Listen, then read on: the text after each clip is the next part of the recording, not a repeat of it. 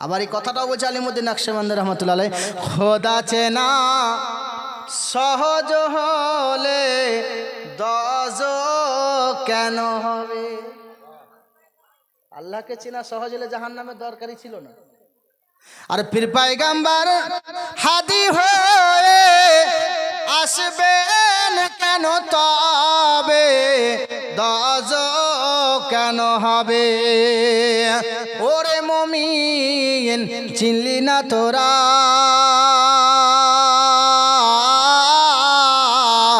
আল্লাহর নাম যে কত প্যারা। আধার ঘরে তৃষ্ণা ধারা, আর সর্বদা রহমত ঝরে। খোদা চেনা সহজ হলে দজ কেন হবে। খোদা চেনা সহজ হলে দজ কেন হবে। আলহামদুলিল্লাহ, সমস্ত প্রশংসা গণকীর্তন গণভাজন সেই মহান রব্বুল ইজ্জতের জন্য, যিনি এক ও লা শারীকা লাহ, যিনি অক্ষয় অভয় নিরাকার নির্বিকার খোদা।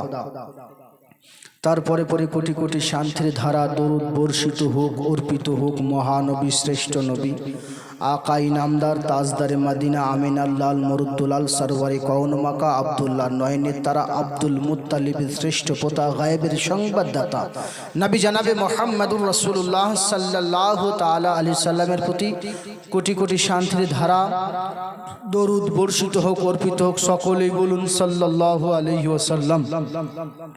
আপনারা বাংলা বুঝতে পারছেন তো? একবার জোরে বলেন সাল্লাল্লাহু আলাইহি ওয়াসাল্লাম। যদি আপনারা বাংলা না বুঝতে পারেন তাহলে আমার বকা হবে, আর যদি বুঝতে পারেন তাহলে মাঝে মাঝে বলবেন, তাহলে আমি জানবো যে হ্যাঁ আপনারা বুঝতে পারছেন, তাই না? তাহলে ভালো লাগবে, মনে হবে যে হ্যাঁ বুঝতে পারতা হ্যাঁ। না হলে তো আমি বলবো ওহি হতা হ্যাঁ, কুছ কুছ হতা হ্যাঁ, এদিক ওইদিক বলতা হ্যাঁ আর ঘর যাতা হ্যাঁ, যা, তাই না? আমাদের অভ্যাস তো সারা রাত শুনবো, ভোরবেলায় লুঙ্গি ঝেড়ে ঘর।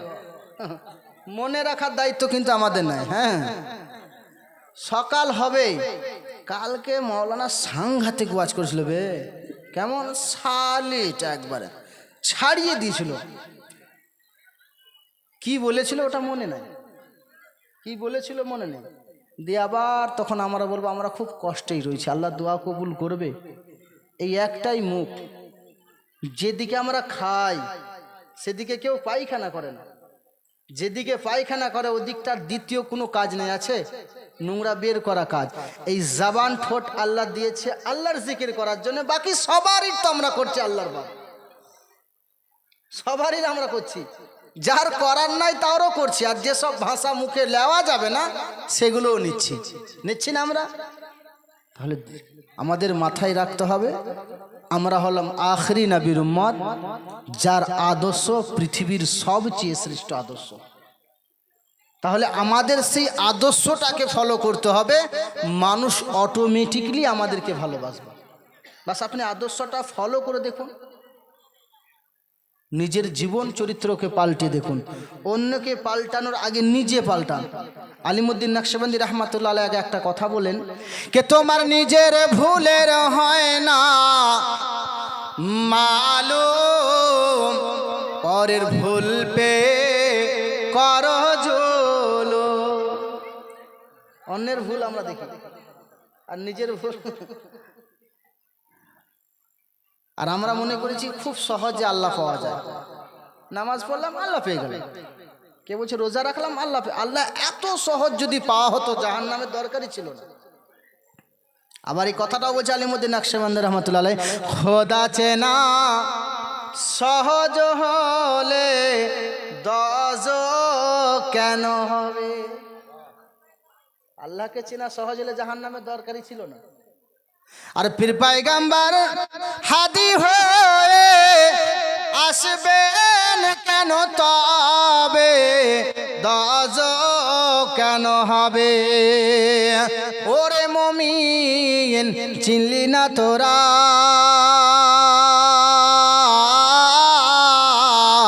আল্লাহর নাম যে কত প্যারা।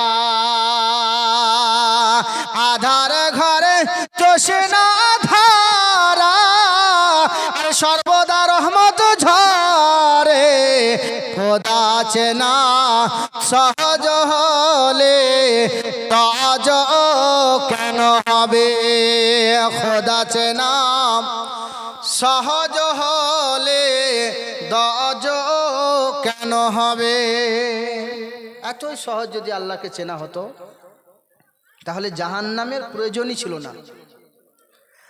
আবার এদিকে আল্লাহর ওলিদের যদি কথা দেখা যায় তো বলছে জাহান্নামের ভয়ে আল্লাহকে ডাকার দরকার নাই, আর এক সমস্যা। তাহলে কার ভয়ে আল্লাহকে ডাকবো? আরে জাহান্নাম ভয় করবে যদি তুমি প্রকৃত আল্লাহর বান্দা হতে পারো, সঠিক তুমি নাবির যদি উম্মাতি হতে পারো তো জাহান্নাম তোমাকে দেখে ভয় করবে। তুমি জাহান্নামকে দেখে কেন ভয় করবে? তুমি একবার আল্লাহর হয়ে দেখো, পৃথিবীতে যাহা রয়েছে সব তোমার কথা মানবে। বাস তুমি এক আল্লাহর হয়ে দেখো আর রসুলুল্লাহর হয়ে দেখো। এই দুটো বাদ দিয়ে আমরা সবারই হয়েছি, এই দুজনের বাদ দিয়ে আমরা সবারই হয়েছি। বাপের হয়েছি, চাচির হয়েছি, খালার হয়েছি, পাড়া প্রতিবেশীর হয়েছি, যাদের হওয়ার দরকার নেই তাদেরও হয়েছি, কিন্তু আল্লাহ রসুলুল্লাহর হতে পারলাম না। মানলাহুল মাওলা ফালাহুল কুল। আল্লাহ বলছেন একবার মন দিয়ে দেখো, দুনিয়াতে যাহা রয়েছে সব তোমার তাবেদার হয়ে যাবে। কিন্তু আমাদের কথা তো কেউ শোনে না, বাপ ছেলে তো শোনে না, আমার নিজের ছেলেরাও শোনে না। তাহলে আমরা আল্লাহর হতে পারলাম না। কিন্তু আল্লাহর ওলিদের প্রকৃত কাজ কি? মানুষকে সঠিক পথ দেখানো। আমরা আউলিয়া গওস কুতুবকে মানি, মুখে বলি আমরা আল্লাহর ওলিদের প্রেমে পড়ি। এখনই নারা লাগালেন গওস কা দামান নেই ছোড়েঙ্গে, কি সুন্দর কথা, আমরা সব জবাব দিয়ে দিলাম। কিন্তু কর্ম গওসের মতো রয়েছে, ওনার গোলামের মতো আমাদের নেই। বাস রয়েছে কিন্তু গওস কা দামান। সুন্নিয়াতের সবচেয়ে বড় কমি হলে এই জায়গাতে মসজিদ খালি, একটা মসজিদ ভর্তি হতে না হতে ঝামেলা করে আর একটা মসজিদ। গত কয়েকদিন আগে দিনাজপুরে গেলাম, ভোটের আগে, দেখবেন ভিডিওগুলো ভাইরাল হয়েছে আমার। আমি আফসোস করলাম, 40টা ঘর হুজুর, দুটো মসজিদ, আর মসজিদে আমার মতো 150টা লোক ঢুকবে একটাতে।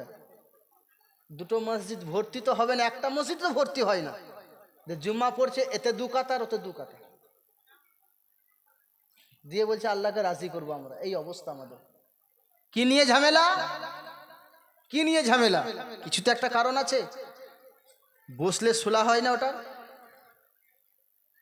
আর যদি নবীর আদর্শটা থাকতো আমাদের মধ্যে, আউলিয়াদের আদর্শ থাকতো, আলা হযরতের কিঞ্চিত পরিমাণ আদর্শ থাকতো, ওনার বার্তা থাকতো আমাদের কাছে, তাহলে আমাদের দ্বারাই ওটা হতো না।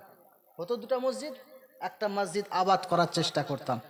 কিন্তু আমরা সেই ভুলে নিজেই পড়ে আছি। তাই যাই হোক, আল্লাহ পাক বুঝার তৌফিক দান।